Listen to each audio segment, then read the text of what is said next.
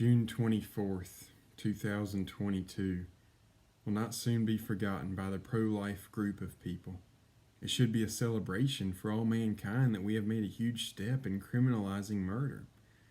And don't get me wrong, women should have the right to make choices with their own bodies, and men, in the same manner, should have the right to make choices with their own bodies.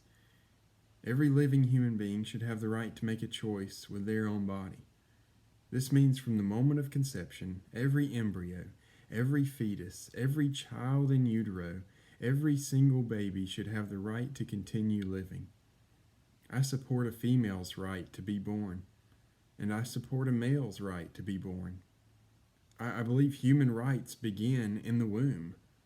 That embryo, that fetus, that baby in the womb has a right to live just as much as a mother in pregnancy has the right to live.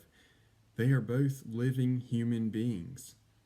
The safest place in the world should be a mother's womb. With the recent United States Supreme Court decision of Dobbs versus Jackson Women's Health Organization, we need to remember this piece from the book of Proverbs. Justice executed is a joy to the righteous, but a terror to evildoers. That's from Proverbs chapter 21. There's some people who see this reversal of Roe versus Wade and Planned Parenthood versus Casey as a setback for humankind. However, this is a great, victorious moment for the world. A.E. Salmon states, "The right to life, liberty, and the pursuit of happiness begins with life, and life begins at conception." People try to argue that life begins at a certain week of pregnancy, or it begins when the child has a heartbeat, or it begins when the child is born. There is great disagreement on what should be the most simple topic of when life begins.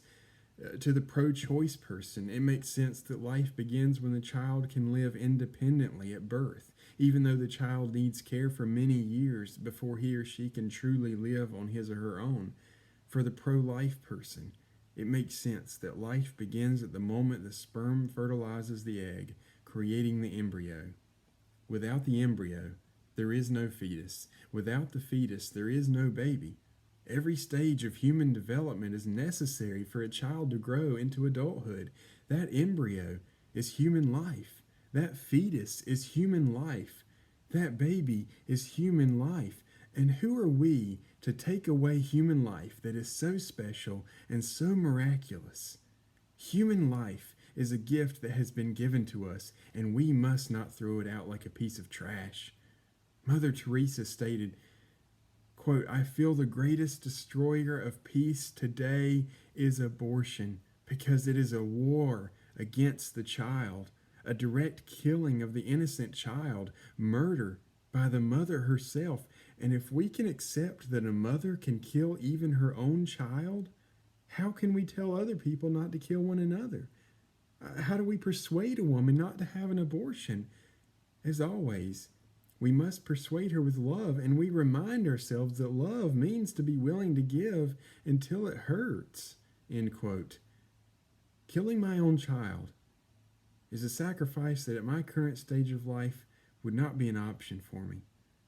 If doctors told me that my wife might die in childbirth, it would be hard to tell them to kill the baby just because there was a chance my wife could die during the birth. It would also, on the other hand, it would also be extremely difficult to tell them to go through with the pregnancy knowing that there's a chance my wife could die.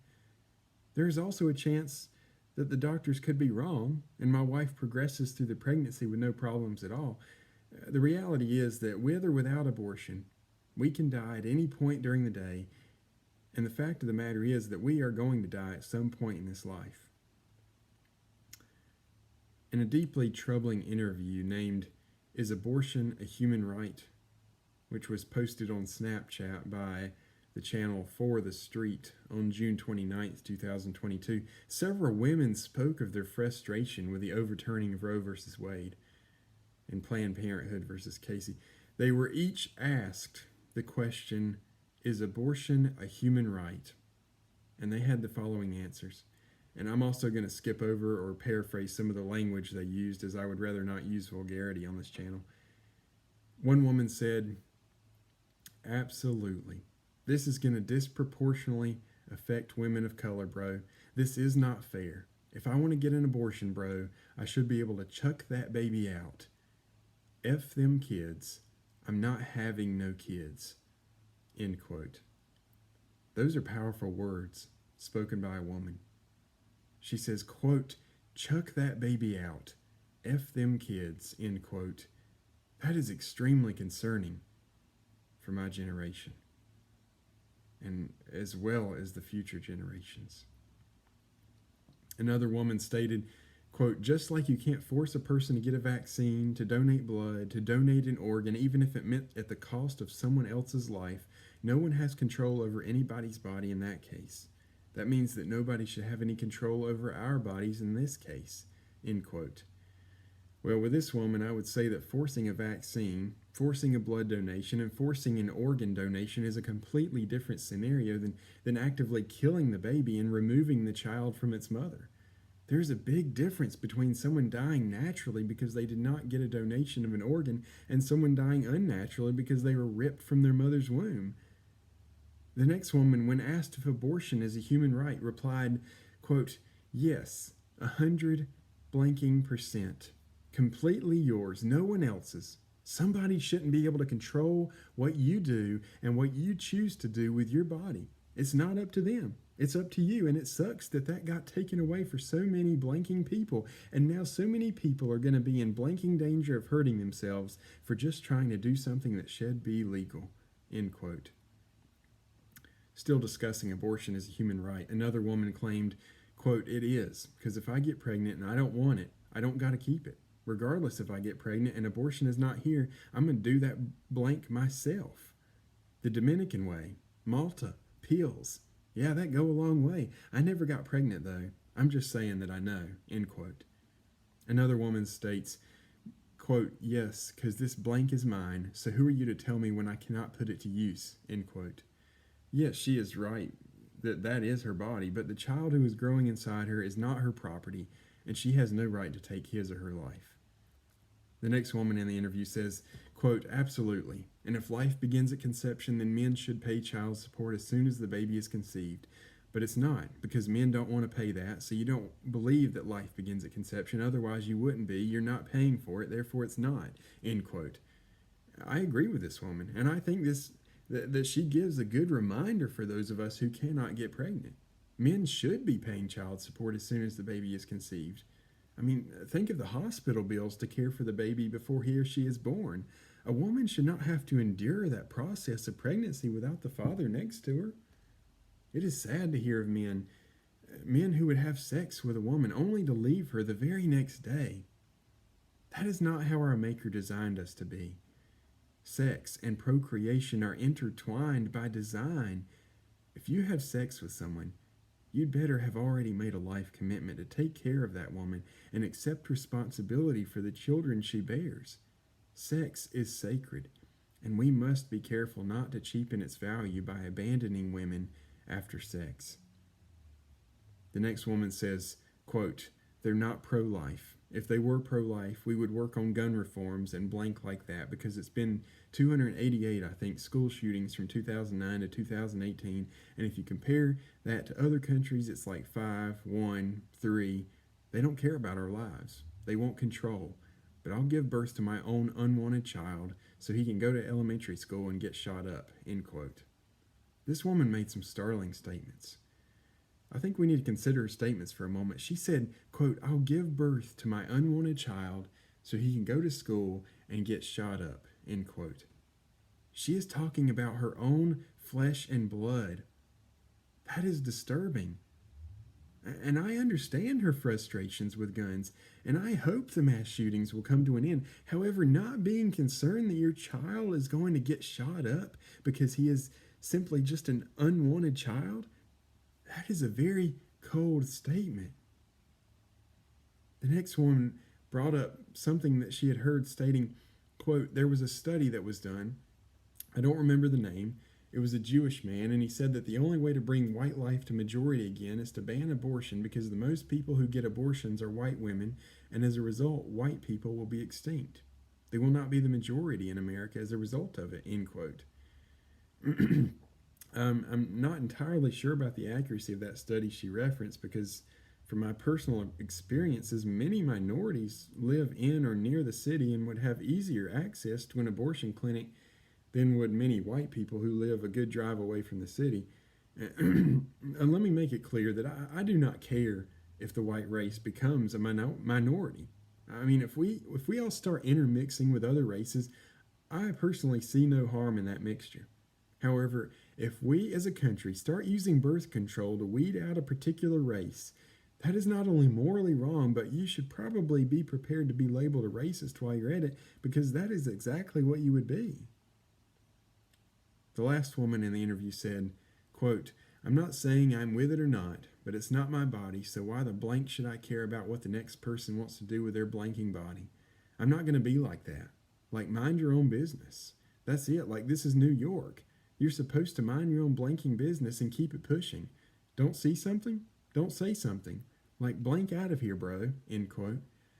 I would have to argue that she should care about someone else's body, because the simple truth is there is a second body growing inside of the person who is making that choice. We must not continue to mind our own business, as this woman states, when there are defenseless lives at stake. These are all troubling comments from women about their views on abortion, and we must reflect on them and continue to defend the lives of the unborn as well as all human lives. We must speak up for those who cannot speak for themselves. Someone has said, quote, "If your personal choices have a victim, it is no longer a personal choice," end quote. My pastor, Dr. Robert Hefner, made a few comments on the recent overturn of Roe versus Wade and Planned Parenthood versus Casey. He stated, quote, "God doesn't cancel people who sin differently than you. It is so easy for some of us. It is so tempting for some of us, especially against the backdrop of something so egregious. There are some of us in this room, we don't even know how to get our mind around someone wanting to take the life of a baby in a mother's womb. We don't even know how to comprehend that. Some of us, we think about our children and our grandchildren that God brought into this world in beauty and in joy, and it's grating and it's painful for us to even comprehend how people in our country would want to take the life of a little baby. Do you know God has grace? God has grace for abortion clinic doctors. And God has grace for mothers who are taking the life of their child. And God has grace for fathers who have driven those mothers to the clinic. God has grace. God has grace for those who sin differently with their bodies in other ways. There are some sins that people practice in this world I just don't get. They don't make any sense to me. Confusion, they're creepy, they're uncomfortable. I don't know how, I don't know why some individuals struggle with what they struggle with, but I'm grateful God has grace for me. And I'm striving to learn to be grateful that God has grace for people who sin differently than me. If God doesn't cancel us in our sinfulness, we should not be so quick to cancel others in their sinfulness, end quote. He also reminded us that even though our country seems to be in a grim state, with many people rallying against the recent decision made, he says, quote, "For some of those around us, we may be the only Jesus those around us in a broken world see and hear from. God help us recognize that a merciful and gracious Savior longs to express his grace to those around us and to those outside of us, and he longs for us to be a part of the way they come to see the beauty and the joy of mercy and forgiveness," end quote. With this reminder to give grace to those who sin differently than we do, he also reminds us that, quote, "We lose the culture war before Christ returns," end quote. At the end of the day, Christ will return to make everything right. We must strive to uphold the standards God has given us, yet we must remember it is God who will make the final call. There are those who make arguments for abortion because of a septic uterus, ectopic pregnancy, miscarriage, and other health concerns for the mother. For those of us who do not know what those terms mean, I'm going to summarize them real quickly here. Boston Children's Hospital states, quote, "A woman with a septate uterus has a normal-shaped uterus with a wall of tissue creating two cavities. Some women may not even realize they have a septate uterus, even during pregnancy and childbirth," end quote. Mayo Clinic states, quote, an ectopic pregnancy occurs when a fertilized egg implants and grows outside the main cavity of the uterus. An ectopic pregnancy most often occurs in a fallopian tube, which carries eggs from the ovaries to the uterus. This type of ectopic pregnancy is called a tubal pregnancy. Sometimes an ectopic pregnancy occurs in other areas of the body, such as the ovary, abdominal cavity, or the lowest part, or the lower part of the uterus or cervix, end quote. And Planned Parenthood says, quote, miscarriage is when an embryo or fetus dies before the 20th week of pregnancy, end quote. Those are just 3 examples of when the mother's life could be in danger because of the pregnancy. For those times when a mother's life may be in danger, there are medical emergency laws protecting the doctor to perform certain operations on a mother with child. Even the New York Times wrote, quote, 13 states have trigger laws that ban abortion immediately, and that took effect after the Supreme Court's decision, or soon will. Those laws allow exemptions if an abortion is needed to prevent a pregnant woman from dying, end quote.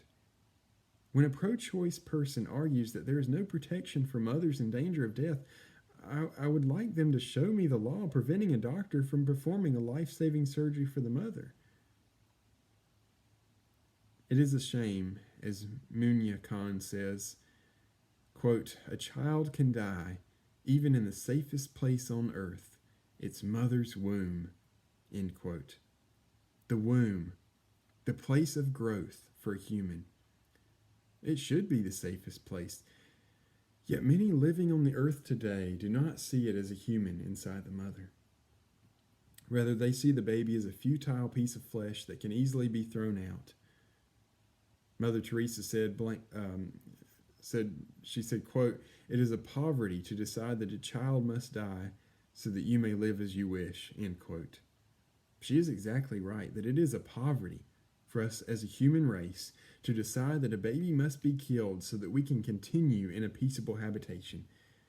Ronald Reagan said, quote, I've noticed that everyone who is for abortion has already been born, end quote. It's interesting to see so many people who were not aborted themselves still continuing to support abortion rights. Another famous person, Bill Clinton, who was also president of the United States at one point, he made the comment that quote, abortions should be safe, legal, and rare, end quote. I think he got it right in saying that abortions should be safe and rare.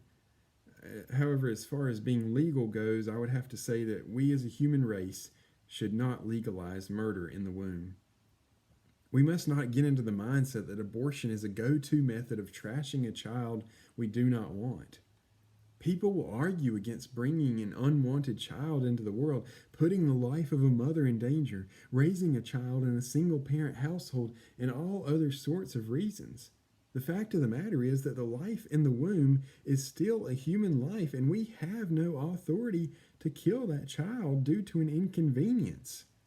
Yes, it is a hard decision to decide if a woman should continue with a pregnancy if it endangers her own life. Yes, it is hard to make a choice if the father is no longer in the picture. And yes, I have never been pregnant myself, but I do believe these women and children should be supported.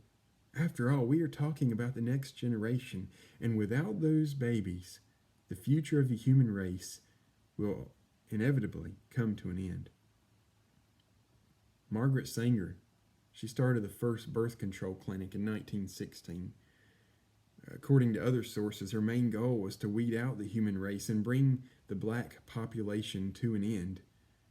Planned Parenthood has information about Margaret Sanger stating, quote, her work helped begin the movement for reproductive rights, the invention of the birth control pill, and brought about the reversal of federal and state Comstock laws that prohibited publication and distribution of information about sex, sexuality, contraception, and human reproduction, end quote. Planned Parenthood goes on to say that quote, Sanger also believed in eugenics, an inherently racist and ableist ideology that labeled certain people unfit to have children.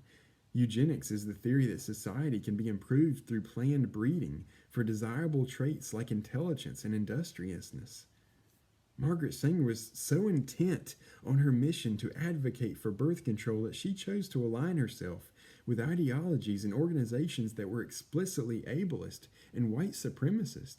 In doing so, she undermined reproductive freedom and caused irreparable damage to the health and lives of generations of black people, Latino people, indigenous people, immigrants, people with disabilities, people with low incomes, and many others, end quote. Wow. Using planned breeding to make us a better society. I guess if that is the case, we might as well start weeding out the homosexual people and transgender people so that we can have a better society for ourselves. No, I'm not saying that. Just because we may not agree with a certain group of people does not give us the right to prevent their births. Many liberals, including our president, Joe Biden, like to talk about abortion as being a constitutional right. However, abortion is not a constitutional right. I have a paper copy of the Constitution and all the amendments right here, and I've been unable to find even a single mention of a right to abortion. Ben Shapiro states, "For much of the left, then, the term constitutional right has simply come to mean thing I want. And that is incredibly dangerous, given the power of the judiciary springs not from legislative capacity, but from supposed interpretive power. Judges are not supposed to read things into the Constitution, but to properly read the Constitution itself," end quote.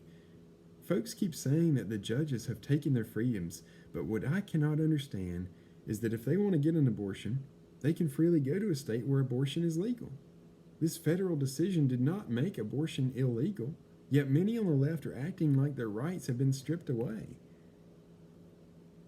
In his special edition of the briefing on June 24th, 2022, Al Mohler said, quote, "The day of the battle is not over, and the cause of life is not finally won. We will have to redouble our efforts, refine our arguments, stand alongside women in crisis, honor the family, and contend for life for the rest of our lives," end quote. I think he is right that the battle is not over. The pro-choice crowd will continue to fight for their so-called rights to an abortion, yet we must remember that they can go to another state to have an abortion instead of complaining about it not being legal in all 50 states. Let's end today's thoughtful discussion by switching over to the recent decision by the Supreme Court, which is Dobbs versus Jackson Women's Health Organization. This monumental decision of Dobbs has thankfully reversed the decisions of Roe and Casey and made the war on abortion left up entirely to the states. This gives so much more freedom to the people. It gives hope for local democracy. This is truly a blessing from our Creator, and we should be grateful He is giving us an opportunity to save more lives and overthrow evil decisions that have been made in the past. Many states already had trigger laws that immediately went into effect as soon as the Dobbs case was officially decided on June 24th. According to an NPR article written by Becky Sullivan, Wisconsin, South Dakota, Ohio, Missouri, Kentucky, West Virginia, Arkansas, Oklahoma, Louisiana, Alabama, and Texas already have banned abortion, and there are trigger laws which should have already taken effect by now in North Dakota, Idaho, Wyoming, Utah, Tennessee, and Mississippi. We should be thankful for the Supreme Court of the United States for taking away murder protection from the federal level. John G. Roberts Jr., Clarence Thomas, Stephen Breyer, Samuel Alito Jr., Sonia Sotomayor, Elena Kagan, Neil Gorsuch, Brett Kavanaugh, and Amy Coney Barrett. They make up a powerful group of people in this nation whose goal is not to twist the words of our nation's documents, but to uphold the truth of the Constitution of the United States of America.